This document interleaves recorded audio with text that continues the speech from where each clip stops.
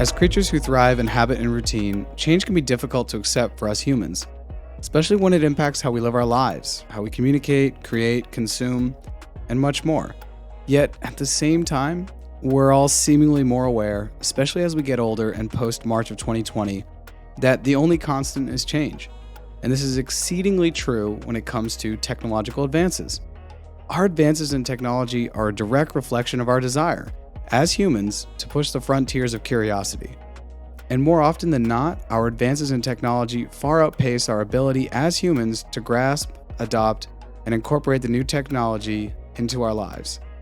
In as many words, humans are slow to understand, accept, and implement new technologies into our lives. We always push back. In my lifetime, I've seen people say email wouldn't work, social media would flop, smartphones are a waste of time, and that working via Zoom would never stick. Yet the world moves forward and the future waits for no one. And it's this philosophy that led me to invest in an Oculus Quest 2, which simply put, are goggles that allow me to engage in virtual environments, or what we're calling today, the Metaverse. On this episode, let's define some terms associated with the Metaverse, talk about where the name Metaverse comes from, and I'll share with you the 9 ways I feel that the Metaverse will completely transform our world. I'm Jarret Carpenter, and this is More Than Blockchain.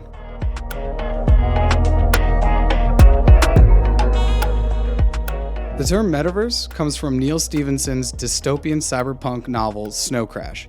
The novel was released in 1992, and the Metaverse in Snow Crash is a 3D virtual reality space accessed through personal terminals and virtual reality goggles that have a lot in common with the Oculus goggles that I invested in and discussed in the intro.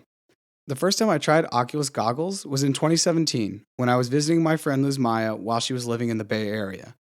At the time, Luz was working at Facebook, and it was during a visit to the Facebook campus that I was able to try out some Oculus goggles. I had them on for about 40 minutes, but I could have spent hours inside their virtual world. Oculus as a company creates hardware to allow its users to step into virtual spaces. Oculus was purchased by Facebook, which is now Meta, in 2014 for $2 billion. To build upon my thoughts from episode 5, which I published prior to Facebook's public name change to Meta, Facebook, or better yet Mark Zuckerberg, has had his focus on virtual worlds for years now. Before we go further, let's define virtual reality, augmented reality, and mixed reality, as I'll reference these terms throughout the episode. Virtual reality, or VR, is an experience in an entirely virtual space where the real world doesn't exist. An example of this is Gravity Sketch, which is a VR creative world which I find to be analogous to Paint on the original Macs or PCs. Augmented reality is a superimposition of digital items or things over the real or physical world.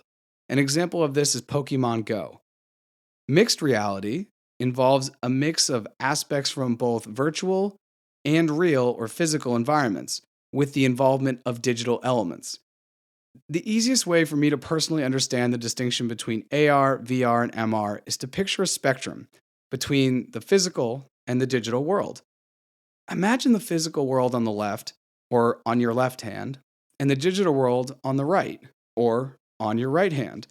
Augmented reality will be left of center and on the side of the physical world, while virtual reality is on the right side of center and closer to the digital world. And as you probably guessed, in between is mixed reality, where the experience is blended between the physical and the digital world.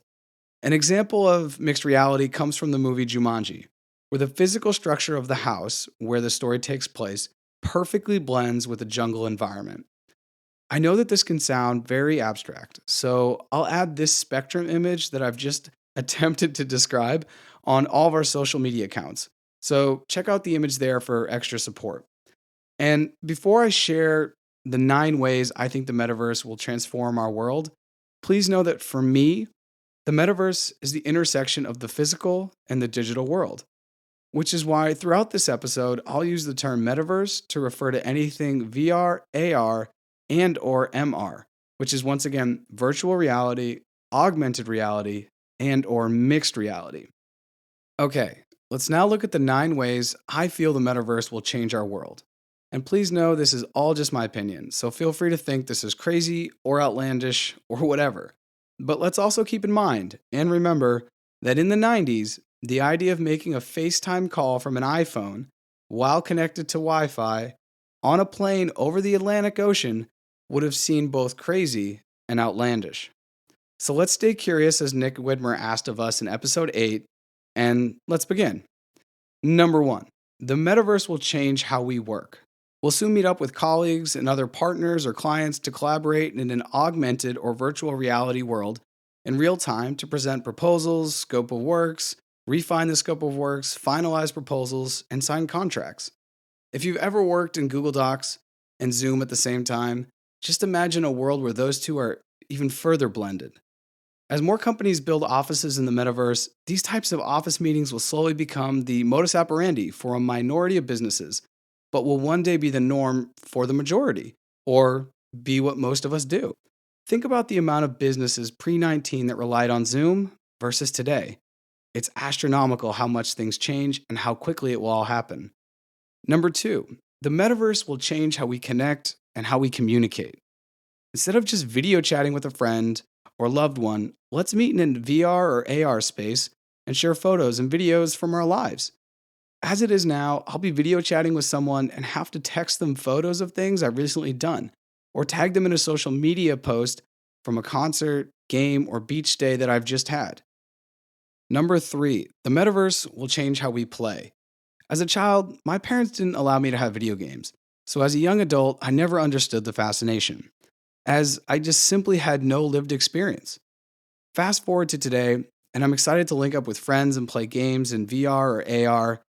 I mean, just imagine playing chess in VR where the pieces move around you on a massive board. It's like some true Harry Potter stuff. Casinos in Decentraland, which is a full VR space, run 24 hours a day, and there are people from all around the world placing bets with digital currencies on classic games like poker, craps, and blackjack. Number 4, the metaverse will change how we learn. Zoom is boring when compared to a VR or AR world where you can interact with objects and create in real time. And I just don't see how Montessori schools and other avant-garde educational institutions who can afford it don't latch onto this tech. Stanford started offering a course about VR to its students called Virtual People, where the students take the course, as you can probably imagine, in an immersive virtual world. If the future world is based on the metaverse, it doesn't surprise me at all that educational institutions will start preparing students and the future for that world. Number 5, the metaverse will change how we consume media and entertainment. Once movies and series are released in VR or AR, they'll fully eclipse the way we currently consume. Imagine being able to sit courtside at your favorite NBA game, pitchside at your favorite English Premier League match, or any professional sport. Imagine being able to go to Hamilton without having to go to New York and wait in line. The revenue incentive for sports franchises and leagues will be tremendous. Say you have an NBA team like the Lakers, where Crypto.com Arena can only fit 20,000 fans at a time.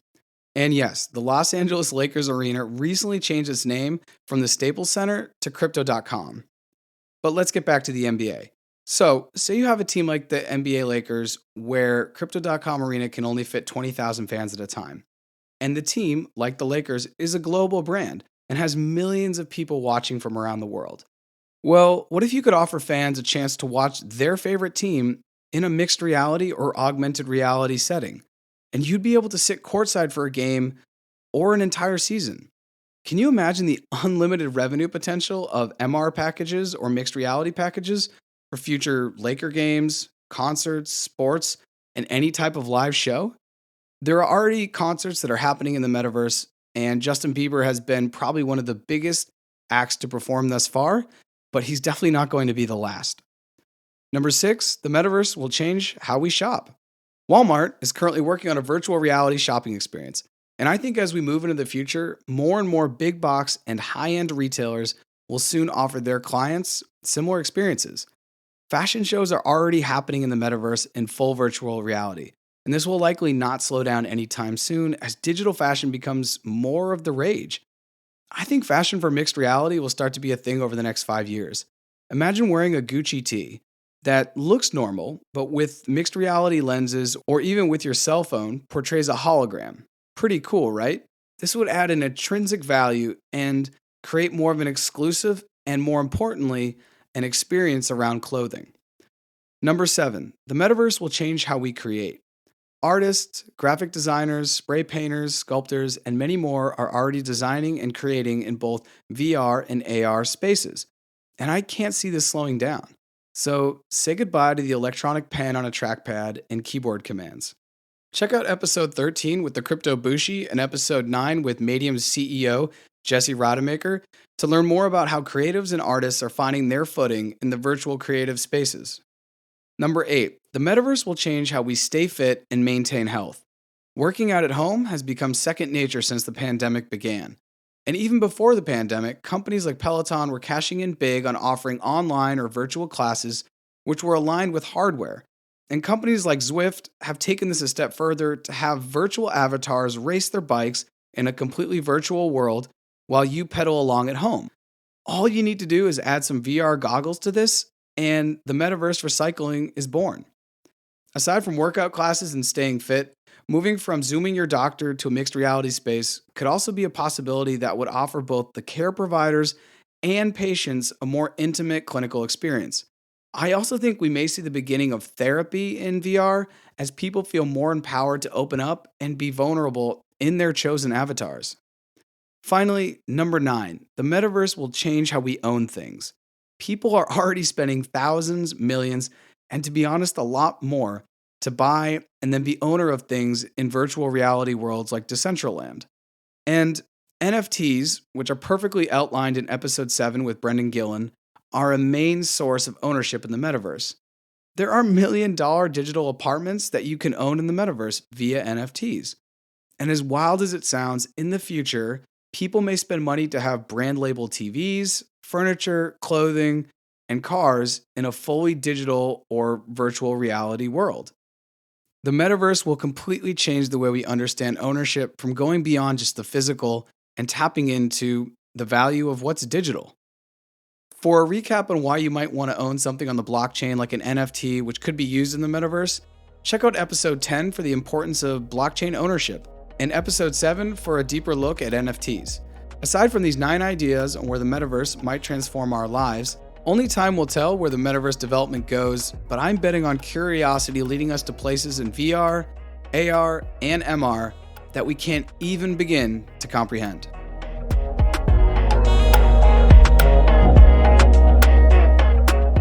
Thanks for taking a listen to this episode, and be sure to follow us on social media at More Than Blockchain.